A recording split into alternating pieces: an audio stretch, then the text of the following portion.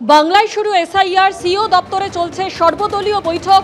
আর এই সর্বদলীয় বৈঠকে প্রশ্নের মুখে কমিশন, তীব্র বাদানুবাদ। সরাসরি আমাদের প্রতিনিধি রুমা পাল আমাদের সঙ্গে রয়েছেন। রুমা, কি জানতে পারছো?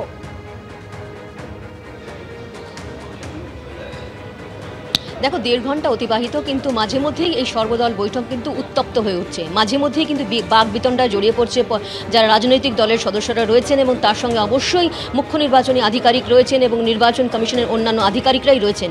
রাজনৈতিক দলের মধ্যে থেকে প্রশ্ন করা হচ্ছে যে কোনো ভোটার বাংলাদেশি কিনা সেটা কিভাবে জানছেন, কোন অধিকারে জানছেন এবং কোন অধিকারে তাদেরকে বাদ দেওয়া হচ্ছে।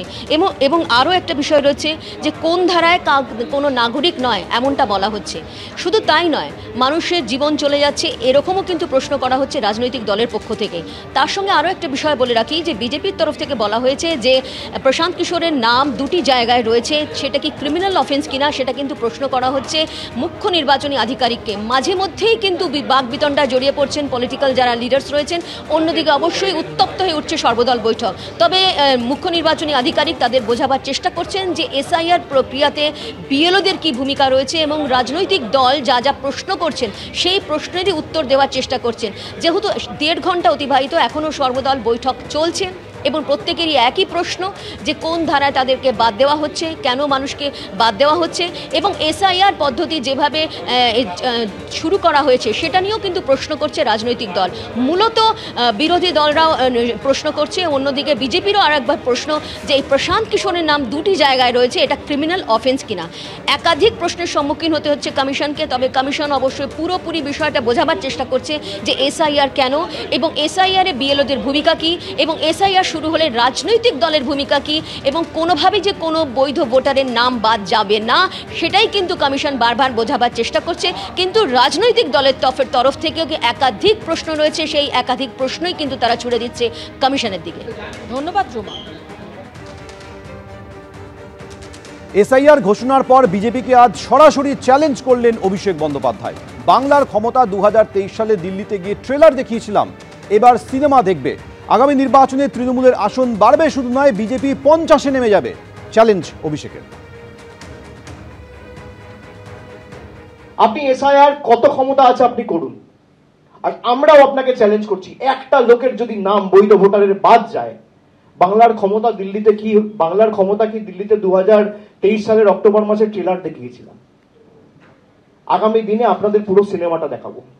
আপনাদের ক্ষমতা থাকলে আপনারা এসআইআর করার পরেও তৃণমূল কংগ্রেসের যা ভোটের আসন ছিল 2021 সালে একটা হলেও বাড়াবো, কমার জায়গায় নেই, আর বিজেপিকে 50-এ নামাবো।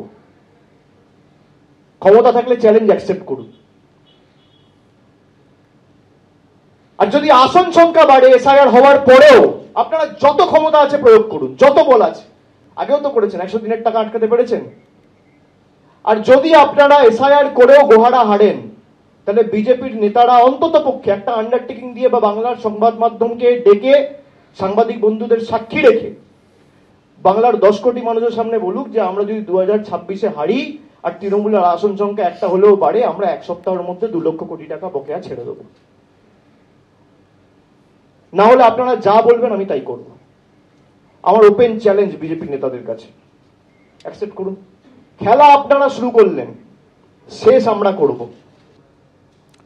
অভিষেক বন্দ্যোপাধ্যায় চ্যালেঞ্জ করে বলেছেন, বাংলার ক্ষমতা 2023 সালে দিল্লিতে গিয়ে ট্রেলার দেখিয়েছিলাম, এবার সিনেমা দেখাবো।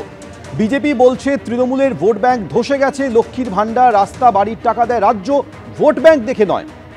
এসআইআর হলেও 26 সালে ভোটের আগে থেকে একটি আসন বাড়বে তৃণমূলের, বিজেপি নেমে যাবে 50-এ। এসআইআর করেও বিজেপি গোহারা হারলে বাংলার বকেয়া 2 লক্ষ কোটি টাকা দিয়ে দিক সরকার, চ্যালেঞ্জ করেছেন অভিষেক বন্দ্যোপাধ্যায়।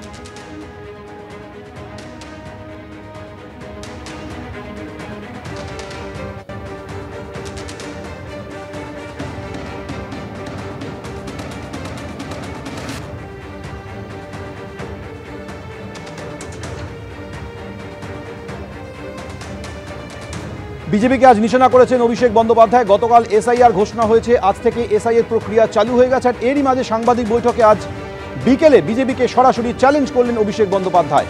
আগামী নির্বাচনে তৃণমূলের একটা আসন হলেও বাড়বে, কিন্তু বিজেপি 50-এ নেমে যাবে।